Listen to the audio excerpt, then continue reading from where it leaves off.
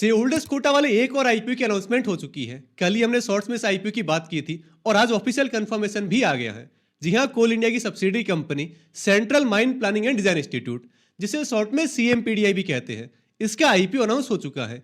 ये IPO next Friday को, वैसे आज भी फ्राइडे है, नेक्स्ट फ्राइडे को यानी कि 20 मार्च को ओपन होने वाला है और 24 तक ओपन रहेगा। बाकी इसकी ज्यादा कुछ डिटेल्स तो अभी आउट नहीं हुई है, लाइक इसकी इश्यू साइज या फिर प्राइस पॉइंट वगैरह, वो ऑब्वियसली अगले एक दो दिन में या फिर मंडे ट्यूसडे तक हमें पता चल जाएगी। वैसे अगर हम रूमर्स की माने तो इस आईपीओ की जो इश्यू साइज है वो होगी 1070 करोड़ रुपीज या अप्रोक्स 1100 करोड़ रुपीज, यानी कि कंपेरेटिवली एक बहुत ही छोटा आईपीओ रहने वाला है, क्योंकि मेनबोर्ड सेगमेंट में 1100 करोड़ रुपए कोई बहुत बड़ा अमाउंट नहीं होता है, ये आपको भी पता है। और अगर इसके प्राइस बैंड की बात करें तो देखिए, ये तो एक ऑफिशियल न्यूज है कि इस आईपीओ में 10 करोड़ 71 लाख शेयर्स ऑफर किए जा रहे हैं, और अगर इसकी जो इश्यू साइज है वो 1000 करोड़ रुपीज के आसपास ही रही तो ये तो एक बहुत ही सिंपल सी मैथ है कि इस आईपीओ का प्राइस बैंड 100 रुपीज के अराउंड हो सकता है, यानी कि central mine planning and design institute की एक शेयर की कीमत शायद 100 रुपए के आसपास होगी।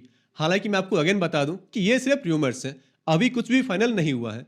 कंपनी की तरफ से जब भी कुछ ऑफिशियल अनाउंसमेंट होगी इसकी प्राइस बैंड या फिर इसकी इश्यू साइज को लेकर, तो या तो मैं प्रॉपर वीडियो बना दूंगा या फिर आपको अपने टेलीग्राम चैनल पर अपडेट कर दूंगा। तो मेक श्योर कि आप मेरे टेलीग्राम चैनल जरूर ज्वाइन कर लें। इसका जो लिंक है वो इस वीडियो के डिस्क्रिप्शन बॉक्स में और पिन कमेंट में आपको मिल जाएगा। अब देखिए, ये तो मैंने आपको पहले के भी कुछ वीडियो में बता रखा है कि ये जो आईपीओ है सीएमपीडीआई का, ये 100% ओएफएस होगा, ऑफर फॉर सेल, यानी कि इस आईपीओ से कंपनी को 1 रुपया भी नहीं मिलने वाला है। जो भी सारे पैसे हैं वो जाएंगे इसकी पेरेंट कंपनी के पास, यानी कोल इंडिया के पास, क्योंकि कोल इंडिया ही अपने 10 करोड़ शेयर सेल कर रही है। बाकी इस आईपीओ में एक भी नया शेयर इश्यू नहीं किया जा रहा है। तो पहली बात तो ये एक फुल्ली ओएफएस आईपीओ है, और दूसरा ये एक पीएसयू कंपनी है, जो कि इन्वेस्टमेंट का कोई बहुत अच्छा ऑप्शन नहीं होता है।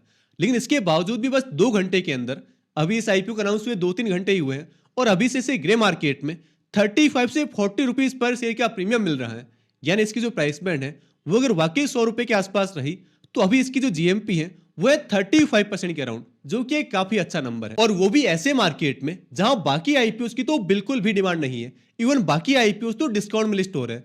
तो भाई इस आईपीओ में ऐसा क्या खास है?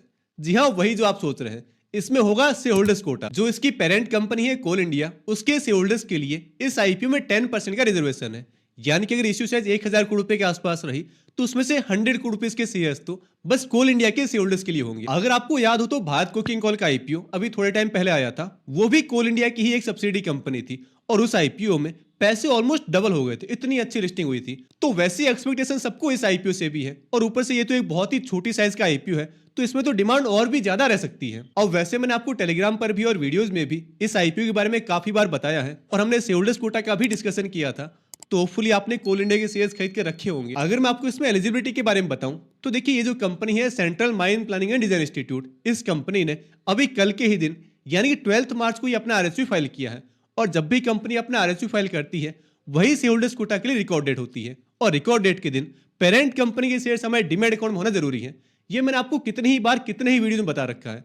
तो इसमें सिनेरियो ये बनता है कि अगर कल के दिन यानी 12 मार्च को आपके डीमैट अकाउंट में कोल इंडिया के शेयर्स थे, तो फिर आप इस आईपीओ में शेयर होल्डर्स कोटा के लिए एलिजिबल माने जाएंगे। और कल आपके डीमैट में शेयर्स होने के लिए ये जरूरी नहीं कि आपने 11 मार्च या उससे पहले शेयर्स परचेज की हो और कल तक होल्ड की हो, क्योंकि हमारे यहाँ T+1 का सेटलमेंट चलता है। तो अगर आपने 11 को शेयर्स परचेज किए होंगे तो वो 12 को आपके डीमैट अकाउंट में आए होंगे, यानी कि शेयर्स खरीदने की जो लास्ट डेट है वो थी 11 मार्च। 11 मार्च को आपको शेयर्स खरीदने थे। अगर आपने 11 मार्च या उससे पहले कोल इंडिया के शेयर्स परचेज किए हैं और वो कल तक आपके डीमैट अकाउंट में थे, आपने शेयर सेल नहीं किए, तो फिर आपको इस आईपीओ में शेयर होल्डर्स कोटा में एकदम बिंदास अप्लाई कर देना है, क्योंकि आपको एलिजिबल माना जाएगा। लेकिन अगर आपने कल शेयर्स परचेज किए, मान लो आपने 12 को शेयर्स खरीदे हैं, या फिर आज न्यूज सुनकर आप शेयर्स परचेज करें या नेक्स्ट मंडे को परचेज करेंगे, तो फिर उसका कोई मतलब नहीं है, आपको शेयर होल्डर्स कोटा में अप्लाई नहीं करना है, क्योंकि आपको एलिजिबल नहीं माना जाएगा। और कुछ लोग ऐसे भी होंगे जिन्होंने कल ही शेयर सेल किया, यानी कि 12 मार्च को, या आज सेल कर दिए होंगे, तो उन्हें कोई चिंता करने वाली बात नहीं है, क्योंकि रिकॉर्ड डेट के दिन यानी कि 12 मार्च को शेयर्स उनके डीमैट अकाउंट में थे, तो उनको इस आईपीओ में शेयर होल्डर्स कोटा के लिए एलिजिबल माना जाएगा। तो भाई आप लोग इस आईपीओ में शेयर होल्डर्स कोटा में एलिजिबल है या नहीं है, यानी कि क्या आपके पास कोल इंडिया के शेयर्स हैं, ये आप नीचे कमेंट बॉक्स में जरूर बता दें। बाकी आगे जो भी इंफॉर्मेशन होगी इस आईपीओ के अराउंड, वो मैं आपको अपने टेलीग्राम चैनल पर शेयर करता रहूंगा, तो टेलीग्राम चैनल ज्वाइन करके रख लें। लिंक वही नीचे डिस्क्रिप्शन बॉक्स में और पिन कमेंट में आपको मिल जाएगा। हमारी फिर मुलाकात होगी अगले वीडियो में, तब तक के लिए गुड बाय।